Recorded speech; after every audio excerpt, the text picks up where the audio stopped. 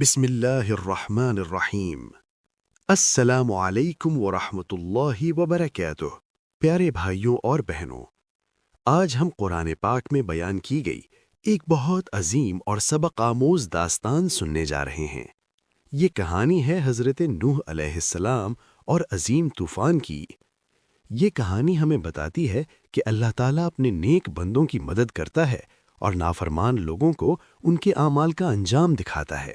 حضرت نوح علیہ السلام کی قوم۔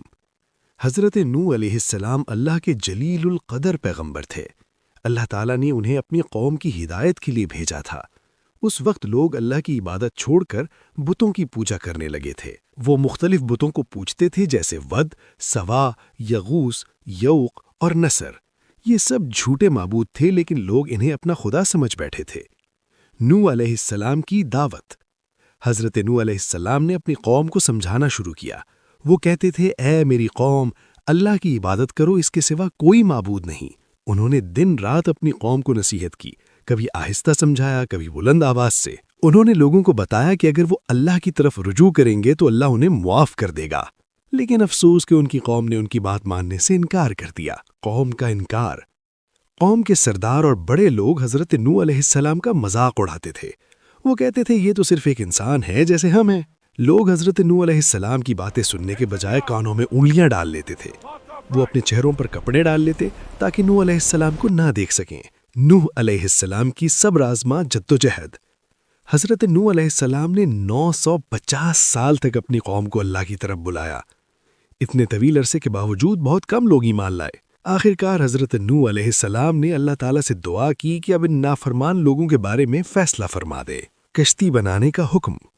اللہ تعالیٰ نے حضرت نوح علیہ السلام کو حکم دیا کہ وہ ایک بڑی کشتی بنائیں۔ حضرت نوح علیہ السلام نے اللہ کے حکم کے مطابق کشتی بنانا شروع کر دی۔ جب قوم کے لوگ انہیں کشتی بناتے دیکھتے تو ان کا مذاق اڑاتے تھے۔ وہ کہتے تھے، یہ شخص تو دیوانہ ہو گیا ہے، خشک زمین پر کشتی بنا رہا ہے۔ لیکن حضرت نوح علیہ السلام اللہ کے حکم پر یقین رکھتے تھے۔ طوفان کا آغاز۔ پھر وہ وقت آ گیا جب اللہ کا عذاب نازل ہونا تھا۔ زمین سے پانی ابلنے لگا۔ آسمان سے زوردار بارش شروع ہو گئی۔ پانی مسلسل بڑھتا گیا، یہاں تک کہ ہر طرف پانی ہی پانی ہو گیا۔ یہ ایک بہت بڑا اور خوفناک طوفان تھا۔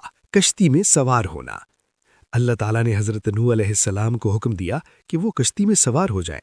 ان کے ساتھ وہ لوگ بھی سوار ہوئے جو ایمان لائے تھے۔ اس کے علاوہ ہر جانور کا ایک ایک جوڑا بھی کشتی میں لیا گیا۔ حضرت نوح علیہ السلام کا بیٹا۔ حضرت نوح علیہ السلام کے ایک بیٹا ایمان نہیں لایا تھا۔ جب طوفان آیا تو حضرت نوح علیہ السلام نے اسے آواز دی، بیٹا ہمارے ساتھ کشتی میں سوار ہو جاؤ۔ لیکن اس نے کہا، میں پہاڑ پر چڑھ جاؤں گا، وہ مجھے پانی سے بچا لے گا۔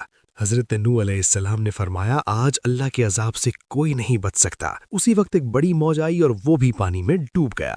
طوفان کا خاتمہ۔ کافی عرصے بعد اللہ تعالیٰ نے زمین کو حکم دیا کہ اپنا پانی نگل لے، اور آسمان کو حکم دیا کہ بارش روک دے۔ پانی کم ہونا شروع ہو گیا۔ آخرکار حضرت نوح علیہ السلام کی کشتی جودی پہاڑ پر آ کر ٹھہر گئی۔ اس کہانی سے سبق۔ حضرت نوح علیہ السلام کی اس عظیم داستان سے ہمیں بہت اہم سبق ملتے ہیں۔ سب سے بڑا سبق یہ ہے کہ ہمیں ہمیشہ اللہ کی بات ماننی چاہیے۔ دوسرا سبق یہ ہے کہ اللہ اپنے نیک بندوں کی ہمیشہ مدد کرتا ہے۔ اور تیسرا سبق یہ ہے کہ جو لوگ اللہ کے احکام کو نظر انداز کرتے ہیں انہیں آخرکار نقصان اٹھانا پڑتا ہے۔ پیارے بھائیوں اور بہنوں، حضرت نوح علیہ السلام کی کہانی ہمیں صبر، ایمان اور اللہ پر بھروسہ کا درس دیتی ہے۔ ہمیں چاہیے کہ ہم اپنی زندگی اللہ کے احکام کے مطابق گزاریں۔ اللہ تعالیٰ ہمیں قرآن کی باتوں کو سمجھنے اور ان پر عمل کرنے کی توفیق عطا فرمائے۔ آمین۔